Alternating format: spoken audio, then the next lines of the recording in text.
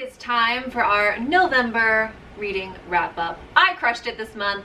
13 books, 4,017. I'm pretty proud of myself. Although I really don't think that my goal of 120 this year is going to happen, I don't care. I'm happy. At the end of November, I hit 100 books for the year, so I really feel like though my GoodReads goal is very ambitious, anything after 100 is really just icing on the cake. And now I'm thinking about cake, and I am really hungry. If you've been here before, then you know how this works. Basically, you can stay as long or as little as your little heart desires. In the beginning, we're gonna go through my favorite books of the month, like the best of the best. So if that's all you're interested in, then girl, you just enjoy it, and then you just hop on over to a different video, and it's totally cool. After the best of the best, we go to the mediocre books that were fine, but they weren't like my best pals forever. I didn't love them. And then we will go into me complaining and being a little cranky reader because there were a few books that I feel like you should definitely skip and avoid at all human cost. Let's get started. Best of the best is absolutely, without a doubt, East of Eden by John Steinbeck. If you follow me on Instagram or GoodReads or Twitter or basically anywhere but here, you already know that I have taken approximately 4 years to read this. I know, 4 years. But it was incredible. It was so worth it. Some books are just like that. Some books just take time. And I know this little mass market used paperback is deceiving, but there's actually 778 pages in here. So on GoodReads, I said in my review that I actually refuse to review it other than saying it's amazing. It's just too complex, too incredible, too epic of a family saga to really describe in a few lines. So I'm just gonna leave it at this. Read it. Stillhouse Lake, oh my gosh, this one was so fun. It's a mystery thriller. It checks all the boxes. Rachel Kane really knows how to rope you in from the beginning, and then she just creates consistently suspenseful content from start to finish, and by the end I was completely on the edge of my seat. It was just pure fun to read. Essentially, it's about a mom on the run from her murderous ex-husband, and she will do whatever it takes to protect not only her own life, but the lives and well-being of her 2 children. When their cover is exposed, she's forced to make a decision. Should she keep running, or should she turn and face her enemies head on? She is such like a warrior mom badass, and it was really fun to read, really easy to recommend. If you're looking for a good mystery thriller, that's one of them. The One is like a mix between Black Mirror and a series of doomed love trysts. It's really well done. I feel like John Mars, the author, was able to accomplish more in this one book than many others could accomplish in 10. It's such a great premise, but more than that, the execution was so flawless. It was almost a perfect novel. It's set in a reality where your one true love can be found by DNA match. So through that premise, he explores several different love stories and different characters and asks questions like, what would that sort of technology do to the standards of marriage, of love, of heartbreak? And he does it all with like this no holds barred, like not afraid to kill your darlings sort of style. So prepare to have your heart broken if you decide to read this.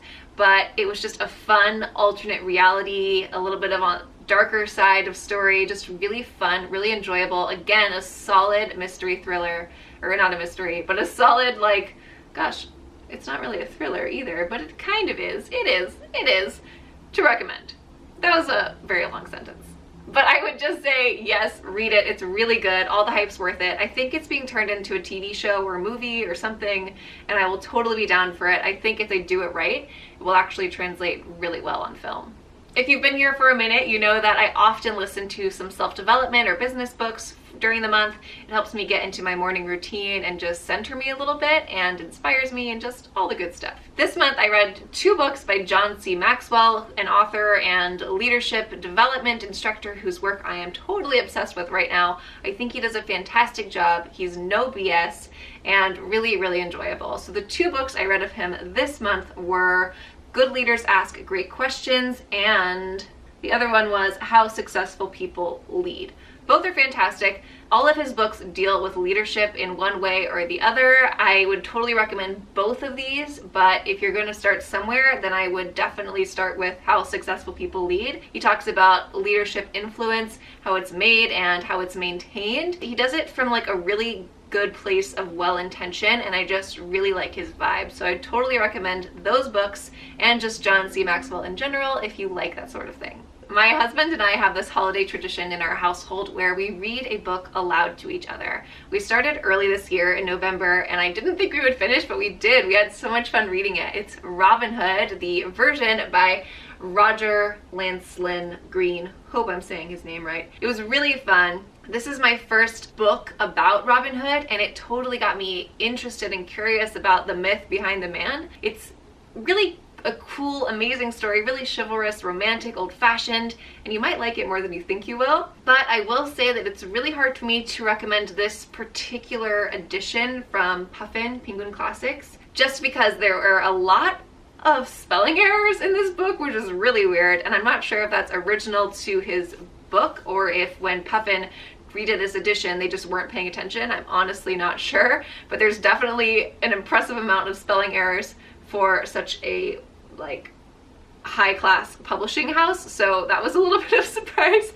But all in all, it was really enjoyable to read. I still recommend it, and I do just want to say that reading a book aloud with your significant other or with your family is a really different experience. So I think that that aspect made this enjoyable in a way that perhaps reading it on my own, it wouldn't have been quite as fun, but I still really love this story and I want more. It reminded me of something in my youth that I felt like hasn't been captured in a book in a while, so it was really fun, and I totally recommend just the Robin Hood lore in general. The next one I read was another Steinbeck, and I know what you're thinking, but yes, I am trying to get through all the classics I swore I'd read in 2018 and then completely failed to read any of. So I'm trying to kind of catch up, and The Pearl is just this really short little fable that I really enjoyed. I'm a Steinbeck fan. The only work by Steinbeck that I haven't loved is Tortilla Flats.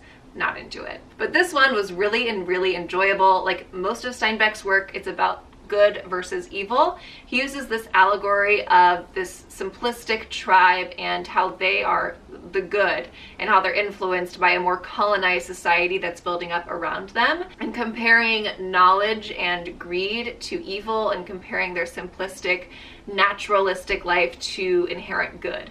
So really simple, really quick. It's frankly reads more like a short story than a little novella. Lands at just over 100 pages, and there's a lot of spacing and the words are very big. So this would be a great quick one to read if you're a Steinbeck fan or if you just enjoy shorter stories that deal with those sort of concepts. I really enjoyed it. I think he's so talented and one of the best American writers.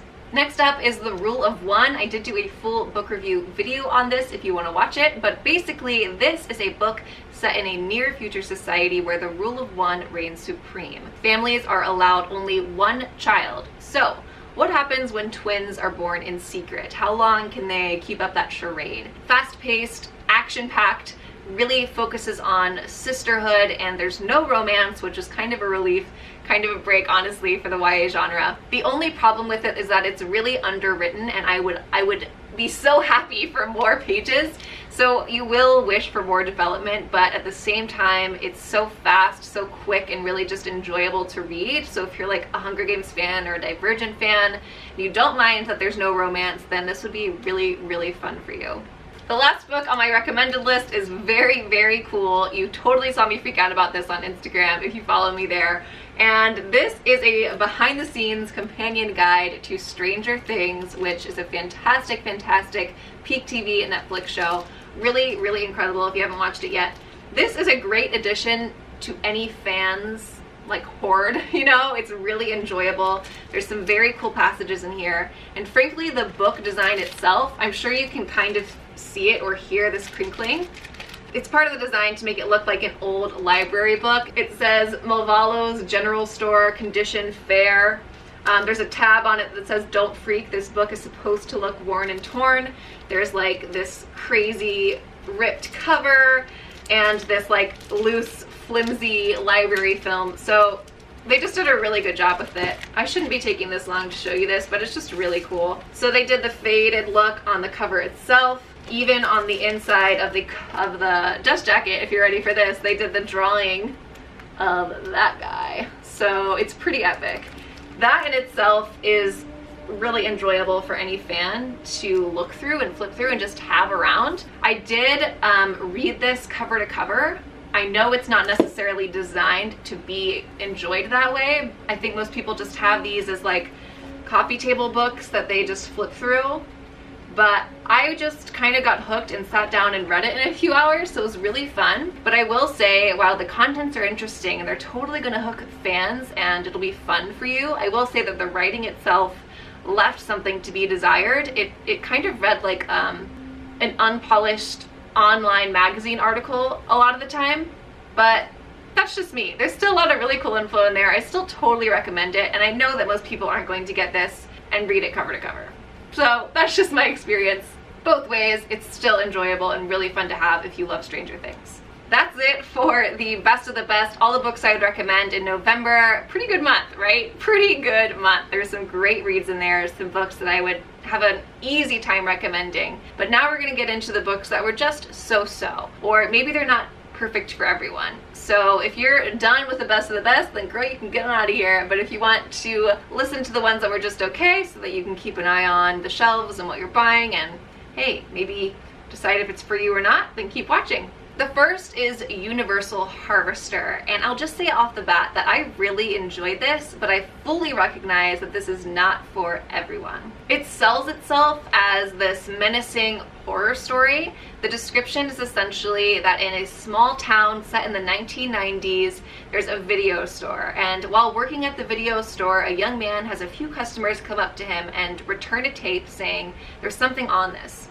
something that's not supposed to be there. So it sells itself as this menacing story. On the back cover, it definitely makes it sound like that, and then these townies sort of group together to figure out where these weird spliced clips came from, how they're getting on the VHS tapes at the store. So it sells itself as like this really like grim, menacing thing, but it actually is way more of like literary fiction than horror. So it's really like horror light, if you will. I really enjoyed it, even though the expectations set on the back are kind of misleading.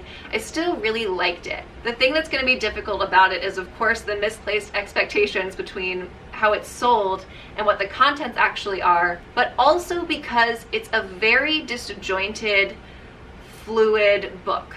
It takes a lot more introspection. It's not really a casual read. You have to like read the poetry between the lines. I liked it. Something about it spoke to me a little bit, and I think I'll think about it further on. Like it'll kind of stick with me in a way I might not expect at first. But that being said, it's not for everybody. So if it sounds like something you might be interested in, that's really like character driven but more poetic, or it's just not cut and dry. If you like that sort of thing, then I say go for it. Get it from your library, borrow it from somebody, but maybe don't spend the full money on it.